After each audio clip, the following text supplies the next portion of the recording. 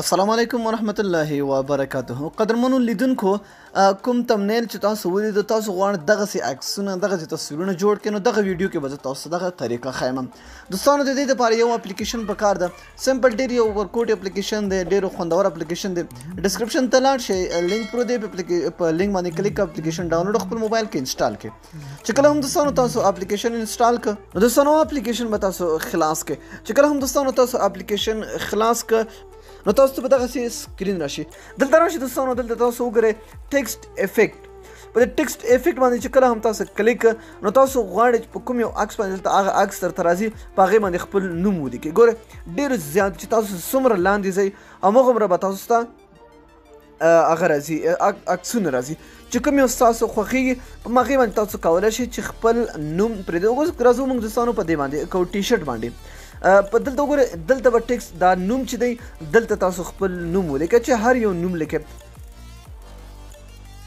دوستانو، دا نوم څومره ورکوټی وي ښه ده، ځکه چې هلته بیا نه راځي. سمه ده، نو ما ډېر اوږد نوم ولیکئ، کیدای شي هلته را هم نه شي. نو دا هم جنریټینګ کې روان دی. دلته وګورئ،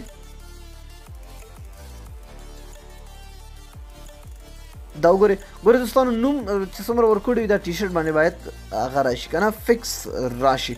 نو ګورئ دلته هم تاسو فریم ورکولی شئ، ډېر خوندور جوړولی شئ. ګورئ دوستانو، چې کله هم دا تاسو فلټر ورکړه، نو دا کله چې تاسو غواړئ خپل ګیلري کې سیف کړئ، نو ګیلري دپاره به څه کوئ، نو دا ګورئ اول ودرېږي فلټر پې اپلای کړم. چې کله هم تاسو فلټر پې اپلای کومه سي فلټر تاسو غواړئ، کوم یې ستاسو خوښي، نو دلته وګورئ دوستانو، تاسو ته به دلته نشان ورکړی وي. دلته نورې هم شته دي، صبر وکړئ دوستانو، زه ګورم.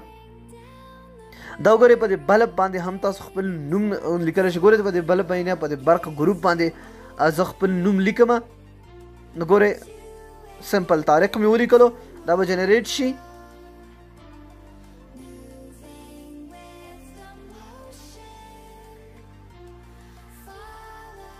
نو ګورئ ډېر ښکلی زبردست ښکاري. دوستانو، دا وګورئ، دا فلټر یې پې اپلای کول دي، چې کوم فلټر ستاسو خوښ وي. نو بیا د هغې نه پس ګورئ فریم، که فریم ورکوئ او که نه ورکوئ هم تاسو پورې ډیپینډ ده.